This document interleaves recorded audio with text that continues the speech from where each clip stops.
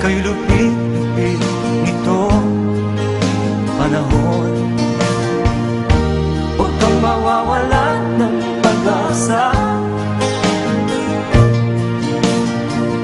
kailanman ay di nag-iisa.